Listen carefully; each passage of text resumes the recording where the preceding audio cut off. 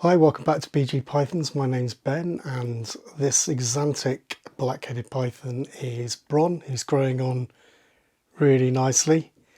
Thank you, Happy New Year first of all, and thank you for all of those people that have recently subscribed. Really appreciate it. It's really great, and to get those additional ones. I sort of got beyond 300 quicker than I thought, which is brilliant. Now this video is going to be centered around incubators. Now I made a decision after my rubbish attempts at Woma python breeding last year that I would get some top tips from some breeders, and as a result I needed to sort of change a few bits and pieces, not least my incubator. The reason for this, so my incubator, I did a review and unboxing just up here. It was a Herpxotics incubator. It's absolutely brilliant, really. Holds 6 5-litre boxes, has built-in fans, a full swat with the heater behind it, has a light, has the thermostat all built in, and is stackable. It's really quite good. However, for this season, and I'm only looking to produce, if touch wood, a few clutches. I'm not really in this for breeding, but I'm going to use sim containers. So in particular the XL sim container, and one of the issues with the Herpxotics incubator is it has glass shelves, and those glass shelves cannot be adjusted up or down, so it was going to be impossible to put the XL sim containers in. So as a result, that's on its way to a new home down in Cornwall, and they're getting a bit of a bargain because brand new, that's a 400 quid incubator. So I hope Ben and Connie get really good use of it. So a little bit about the sim containers. As you can see, I've got one here which I've already added the water to, and as you can see from these images here, they're a good size. They are 36 centimeters long, 23 centimeters wide, and 16 centimeters high. The XL sim containers come with two sort of grids which sit on ledges, so the medium can sit so they effectively suspend above the medium that you use, which in my case I'm just using water, and there's a level that you put the water to, but you can literally put anything in there, vermiculite, perlite, mixture of all sorts of things. That's a preference thing.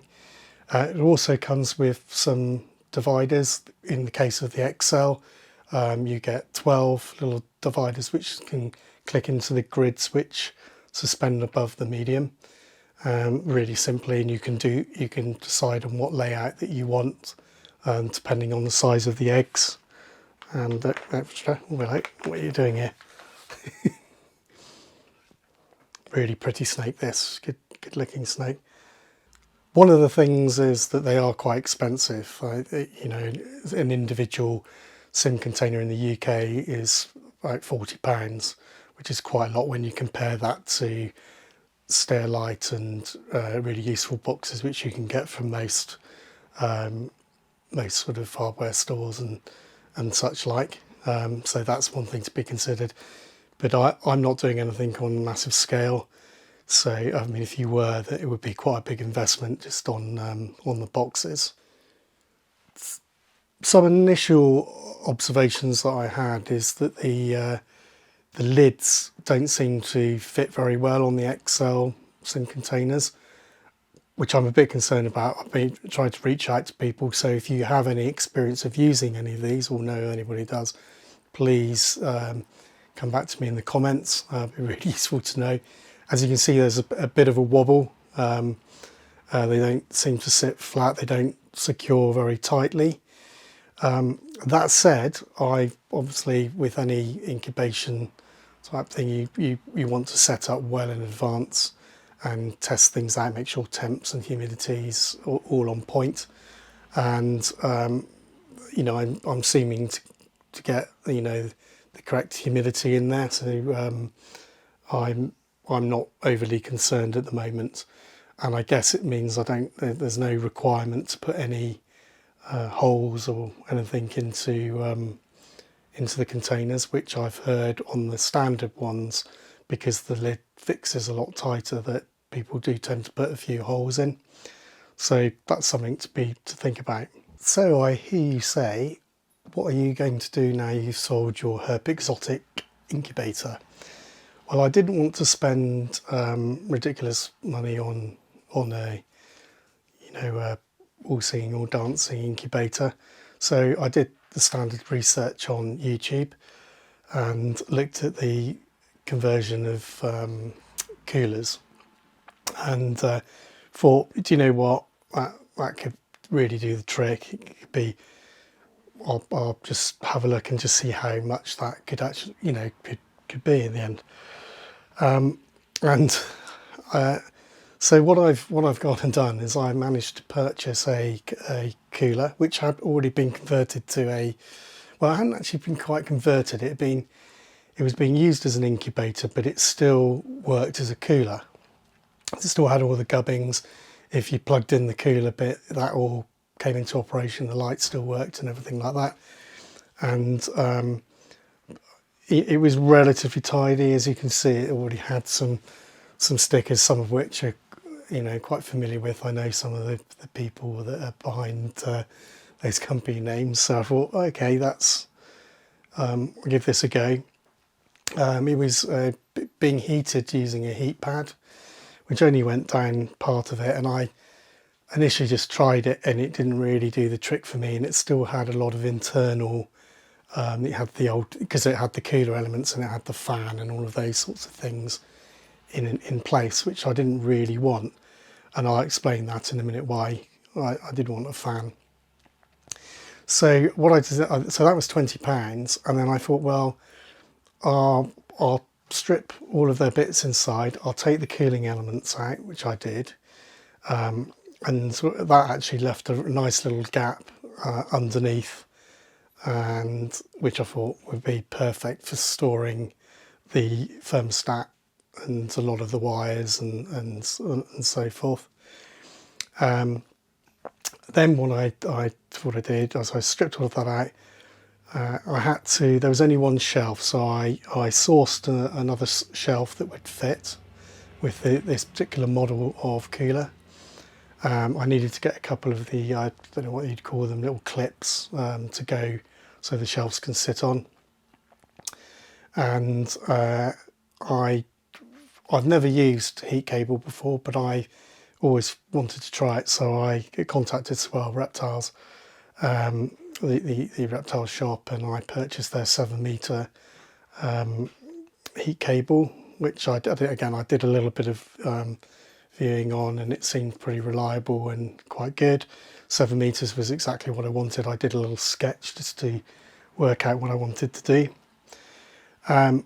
And I used I took out the light which was in the in the cooler, and I quite liked the fact, I did initially think of buying a real fancy sort of LED, just this little sticky thing to go around. I've seen a few people doing that, but actually I just thought it wanted to be quite clean and tidy, and I was quite happy with white light. So where there was a gap where the original light was, I took that light out and I put in a white python LED, just one line of that, and drilled a hole through so the wire could go down. And I've got quite a lot, as many people will have. I've got quite a lot of spare equipment. So I had a spare microclimate Evo, which you can control the light and the heating from, and I could use and have it on a pulse setting, and that so that bit was, I would say, was the free element because I have a spare bit. But all in all, I think I spent £20 on purchasing the cooler and probably between £30 and £40 on the White Python LED, the heat cable, and I also bought some little stick-on clips which I've used elsewhere to hold the cable in place. And just to tidy up the back, I bought a sheet which was relatively cheap, a sheet of underfloor insulation. It normally goes on the floor, and I liked it because it was dark, so I literally screwed that into the back and added that extra bit of insulation, but enabled me just to put the cable and stick that on and all around the cage, as you can see. And I'm really pleased with the result. As you can see, I'm not producing, I mean, this season I would be really pleased if I get 3 or 4 clutches. So I'm not in this for the the big game, if you like. My goal really is to get these Woma Python eggs hatching. That's my primary goal. So this is absolutely perfect. I haven't, I spoke earlier on, I haven't gone for a fan. I mean, it would be easy to put a little computer fan or the like USB type thing at the bottom just to get the space. Now, I was advised by a really good breeder of Woma pythons and black-headed pythons that that person doesn't use a fan because it's another parameter to worry about that can go wrong.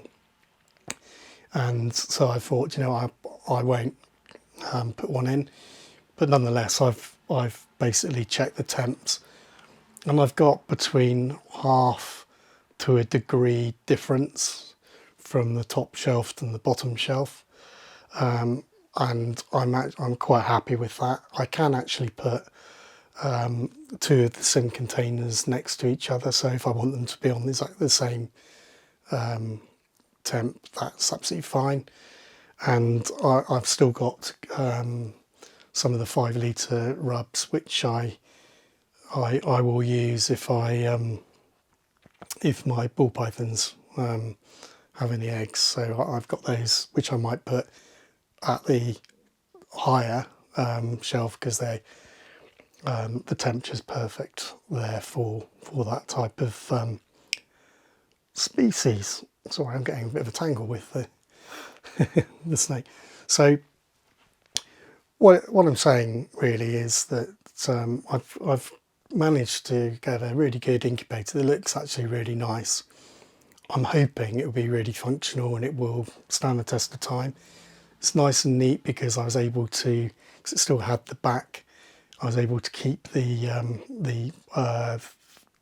thermostat box, which the Evo has a big sort of box involved with it, a lot of the wiring and things, and hide that away in the back of the cooler, which I think works really well. It certainly looks the job. I think it would do what I need, and it's really cost me between 50 and £60, if that, which is, when you compare that to some of the new like the stuff that's coming out, fantastic incubators from Wilbanks in America, which are going to be made available in the UK, where you're looking at the sort of the smallest being around over £1,000. This has got to be a complete sort of bargain, really. So I know there's loads of videos of people converting these online, so I just wanted to share with you what I've done. and I'm hoping, obviously, watch this space, subscribe, hit the bell button to see if I do actually get any success. I can tell you now that my two female Woma pythons looking a good size. I mean, they've been locked to sort of since the end of November, all throughout December, and they're looking. It's all looking promising. So I'm thinking that it's really going to be down to me to mess up. They would have done their part, and it would be an important thing for me to get it right and get that sort of successful hatch. Now, if I can just get even one, it would be a massive achievement. I've had Woma pythons since 2007. I originally never was really that interested in breeding them, but I've got a bit of a variety that look a bit different, and the potential to produce something that looks a little bit nicer than the norm that you might see for sale now and again is there. Plus, I'd probably like to keep a couple more. That's sort of one of my goals for this year. It's kind of a bit of a life goal really with the Woma pythons. But yeah, watch this space. Anyway, thank you very much for subscribing and watching and giving this channel a bit of a chance. Hoping this year to really build things up.